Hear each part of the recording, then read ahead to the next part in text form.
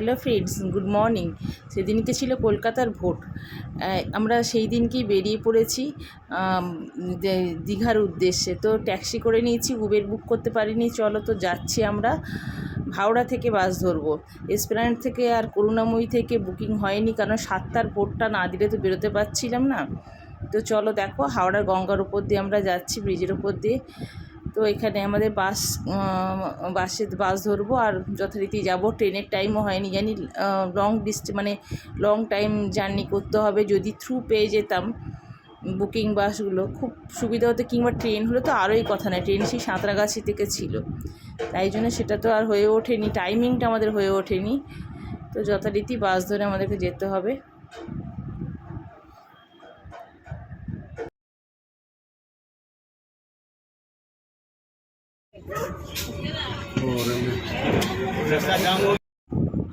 Weekend থাকায় আর অনেক মানুষ দেখেছি এই অকেশনে বেরিয়ে এসছে, তাই জন্য একটু আমরা ওল্ড দীঘায় একটুখানি পেছন দিকের সি বিচটা কাছাকাছি, কিন্তু একটু ভেতর দিকে হোটেল নিয়েছিলাম। খুব খারাপ না, খুবই ভালো লেগেছিলো। নিরিবিলিটা মাঝে মাঝে দরকারও হয়। তো ওয়েস্টার্ন বাথরুম, যেমন দেখো ঢোকার মুখে, গেটের মুখে ওয়েস্টার্ন বাথরুম আছে। রুমে এরকম ক্যাবিনেট আছে। আমি বসে বসে জিনিসপত্র সবাইকে বার করছিলাম, আমার মেয়ে মানে রিভিউ দিচ্ছে। তো এরকম সিটিং এরিয়া আছে, বেড আছে, আর একটা অ্যাটাচিং ব্যালকনি আছে। মানে মিলিয়ে খুব জোর ভালো হয়েছিল, সব মিলিয়ে খুবই ভালো। কারণ আমি পরে ভয়েসটা দিচ্ছি, আমার সত্যি ভালো লেগেছিলো। এরকম একটু নিরিবিলি গ্রাম্য পরিবেশ, সবসময় তো হই হুল্লোড়ে মাঝে থাকি, এরকম দীঘায় এসে নিরিবিলি কোনো হোটেল পাবো। তো ওই হোটেলই খাবারের ব্যবস্থা ছিল। তো আমরা লাঞ্চে অর্ডার করেছিলাম, অনেকটা বিকেল গড়িয়ে গেছিলো। লাঞ্চে আমরা এই অর্ডার করেছিলাম। তো দেখে না একটু।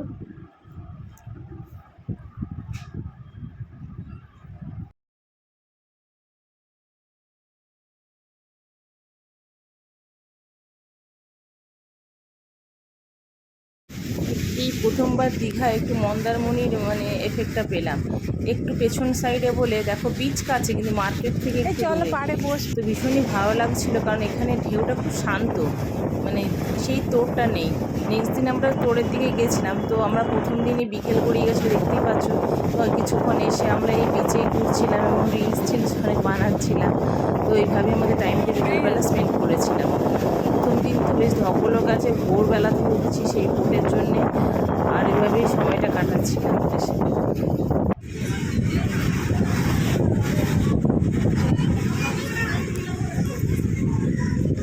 তুমি যাবে? চলো।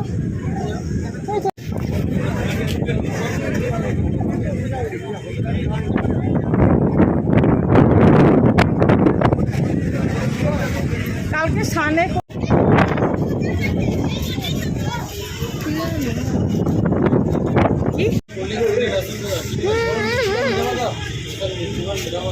দেখতে পেলে?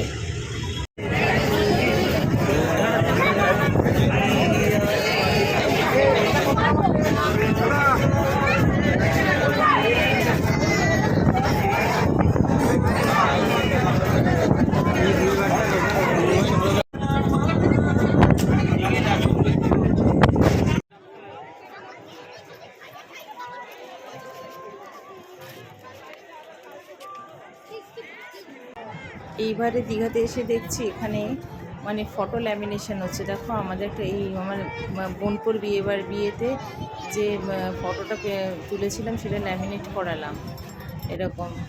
আর মেয়ে তো নাম লেখালো, দেখলে।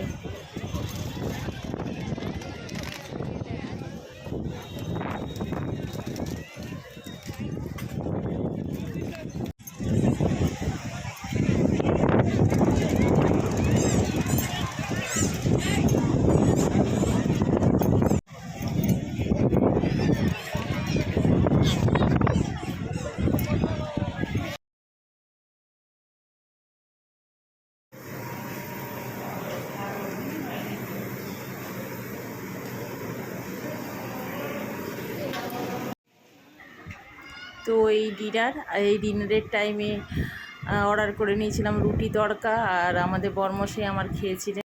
Good morning. আজকে আমাদের হোটেলের নেক্সট ডে। তো সকালবেলা এখন একটুখানি ভোর আমি উঠেছিলাম, বাট মেয়ে ওঠেনি। এই যে উঠে বসেছে। এই যে উঠে বসেছে, তো 7:30 8টা বাজতে যে এখন আমরা ব্রেকফাস্টের জন্য বেরোচ্ছি। চলো তবে বিচের ধারে যাই।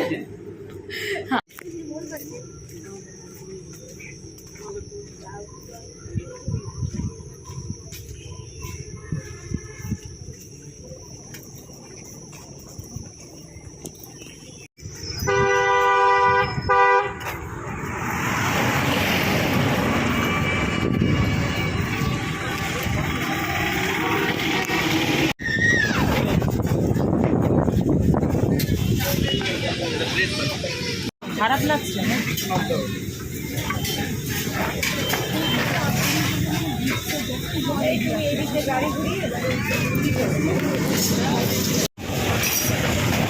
একটা করে অমলেট দিয়ে দেবেন, বুঝলেন? পরে খেয়ে নিয়ে দেবো।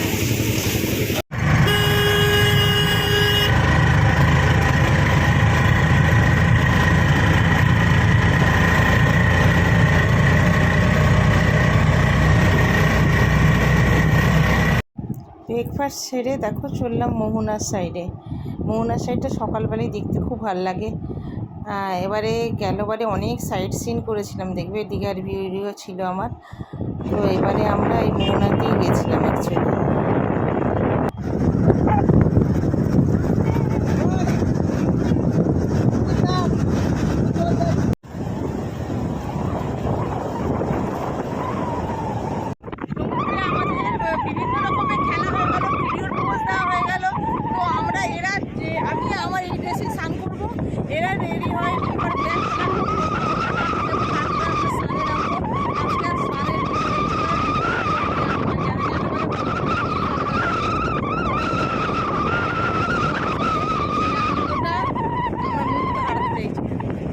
চলো এখন আবার আসছি পরে।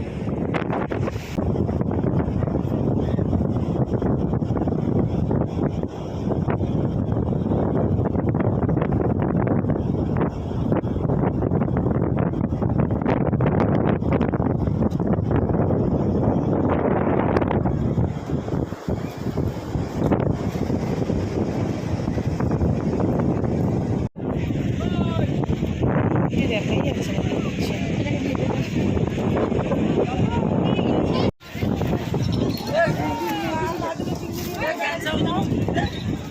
এই মাছটা 200 টাকা হয়েছে।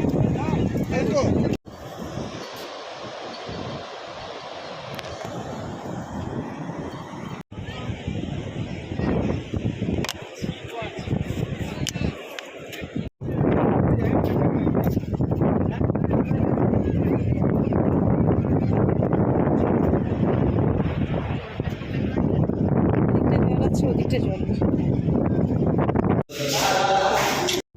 স্নান টান সেরে সমুদ্রে স্নান আছে, এবারে মজাই করেছি, দারুণ মজা করেছি। এবারে আর ক্যামেরা ট্যামেরা নিয়ে যায়নি, মানে ভিডিও কম, আর নিজের মেন্টাল সেট মানে আনন্দটা আগে বেশি দিয়েছি প্রায়োরিটি।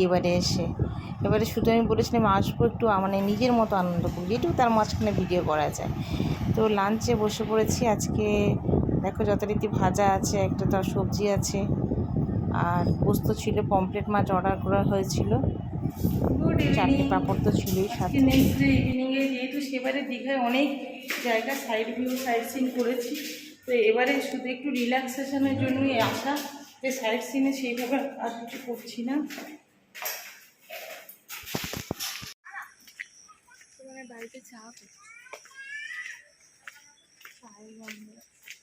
বাইরে চায়েরই তো দোকানটা। ও আচ্ছা। এবারে থাকাটা খুব মানে গ্রামের পরিবেশকে ফিল করার মতো হয়েছে। এইটুকু পোর্শনটা দেখো ভেতর সাইড, তো খারাপ লাগেনি। আর যেহেতু আমাদের প্রথম ভিডিও একটা দীঘার ভিডিও, একটা যেহেতু আমরা অনেকগুলো সাইট সিন করেছিলাম, ওই ভিডিওটা আমি ডেসক্রিপশান বক্সে দেওয়ার চেষ্টা করবো। ভিডিওগুলো আবার পুরনো ভিডিও দেখে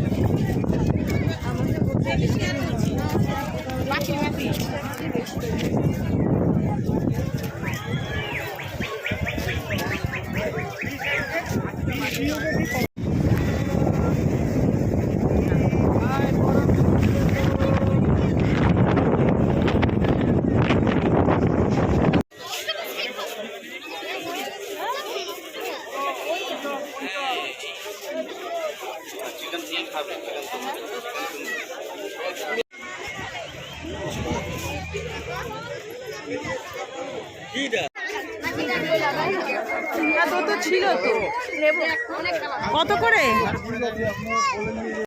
হেজি হয়ে গেছে, সমুদ্রেতে বসলে না হেজি হেজি লাগে, মানে ওয়াটার লেগে লেগে না পুরো হেজি হয়ে যায়। বাবা ঠাকুর দারুণ লাগছে।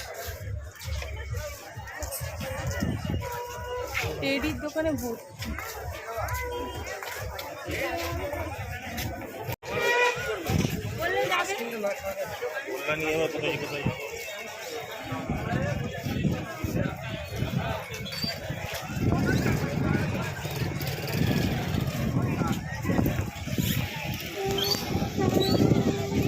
চা খেতে বসলাম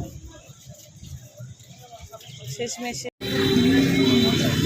গুড মর্নিং, এক জায়গায় টিফিন করতে এসেছি, শেডের নিচে আছি।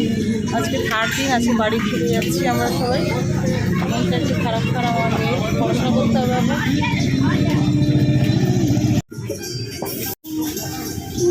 গ্যাসের বন্ধ।